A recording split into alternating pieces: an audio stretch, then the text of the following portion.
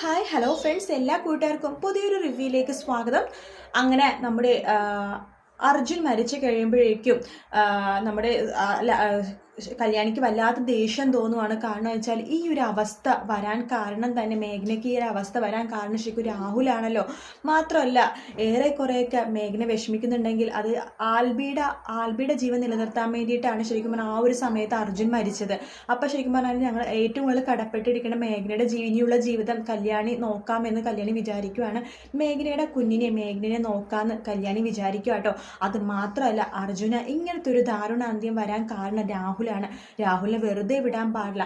അയാൾ എല്ലാം ചെയ്ത തെറ്റുകളെല്ലാം എത്രയോ നാൾ സമയമാവട്ടെ ഈശ്വരൻ കൊടുത്തോളം എന്നൊക്കെ വിചാരിച്ചിരുന്നു. പക്ഷേ ഇനി അങ്ങനെ വെച്ച് ഒരു കാര്യമില്ല. ഒരു പാവപ്പെട്ട ചെറുപ്പക്കാരനാണ് ജീവനില്ലാതെ കിടക്കുന്നത്. അയാളുടെ ഭാര്യയുടെ വയറ്റിലാണെങ്കിൽ അയാളുടെ കുഞ്ഞും ഉണ്ട്.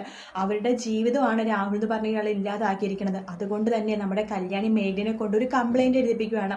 രാഹുൽ ആണ് ഇതിന് പിന്നിലെന്നും രാഹുൽ വെച്ച ഗുണ്ടയാണ് അർജുനെ ഇങ്ങനെ ചെയ്തെന്നൊക്കെ പോലീസ് കംപ്ലൈൻറ്റ് കൊടുക്കുകയാണ്. കല്യാണി കൂടെ ഉള്ളത് കൊണ്ട് തന്നെ പോലീസുകാർ ആ കംപ്ലൈൻറ്റ് സ്ട്രോങ് ആയിട്ട് എടുക്കുകയാണ്.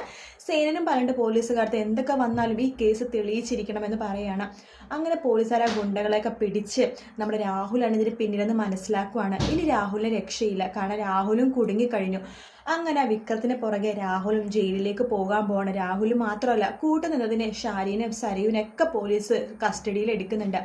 എന്തായാലും കല്യാണി ഈ കേസ് വെറുതെ വിടില്ലെന്ന് ഉറപ്പാണ്. വേണമെങ്കിൽ കല്യാണി തന്നെ കോടതിയിൽ വാദിക്കുകയും ചെയ്യും. നമുക്ക് എന്തായാലും കാത്തിരുന്ന് കാണാം. അതുമാത്രമല്ല മേഘനയ്ക്ക് ഇനിയുള്ള ജീവിതം സേഫായി കൊടുക്കുക, മേഘനയുടെ കാര്യങ്ങൾ നോക്കുക, അതെല്ലാം കല്യാണി തന്നെ ചെയ്യും.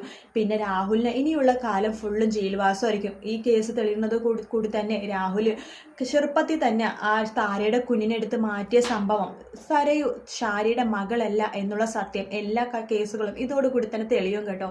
വീഡിയോ ഇഷ്ടപ്പെട്ടെങ്കിൽ ലൈക്ക് ചെയ്യുക, സബ്സ്ക്രൈബ് ചെയ്യുക, കമൻറ്റ് ചെയ്യുക. മറ്റൊരു വീഡിയോ ആയിട്ട് വീണ്ടും കാണാം. Take care, bye bye.